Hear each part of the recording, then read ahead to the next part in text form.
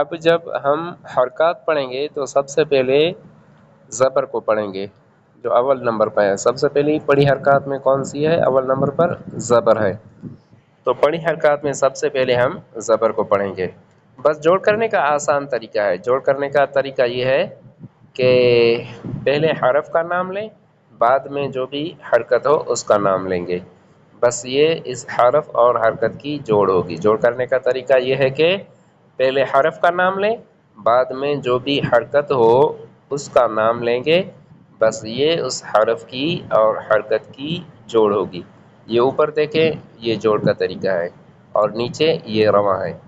سب سے پہلے حرف کون سا ہے؟ با، اور حرکت کون سی ہے؟ زبر. با زبر، با زبر. یہ اس حرف کی جوڑ ہوئی، با زبر.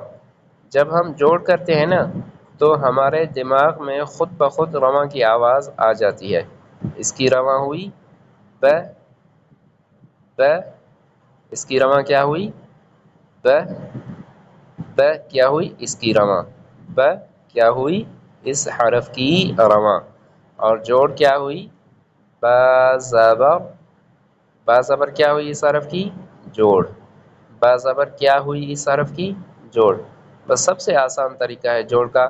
یعنی جو بھی حرف ہو یا جو بھی حرکت ہو، پہلے حرف کا نام اس کے بعد حرکت کا نام. اگر زبر ہے تو زبر کا نام لیں گے، اگر پیش ہے تو پیش کا نام لیں گے، اگر زیر ہے تو زیر کا نام لیں گے. اسی طرح کھڑا زبر، کھڑی زیر، تنوین وغیرہ کا نام لیں گے. تو جوڑ کا طریقہ یہ ہے اور رواں کا طریقہ یہ ہے.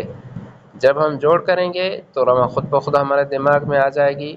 یہاں پر زبر ہے تو اس کی آواز ہوگی ب، اگر زیر ہے تو اس کی آواز ہوگی بی، اگر پیش ہے تو اس کی آواز ہوگی بو. وہ آگے پڑھیں گے انشاءاللہ. رواں اسی طرح ہوگی. جب ہم جوڑ کریں گے تو رواں خود بخود ہمارے دماغ میں آ جائے گی. ہم کہیں گے با زبر، تو اس کی رواں ہوئی ب، ب.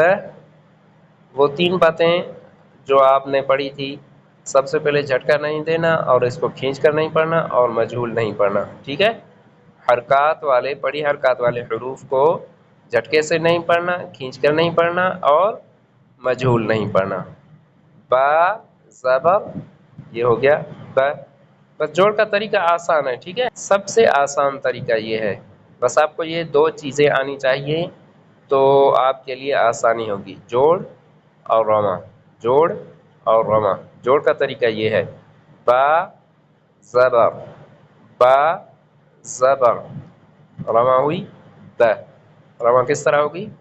ب، با زبر ب. ٹھیک ہے؟ کوئی مسئلہ نہیں ہے.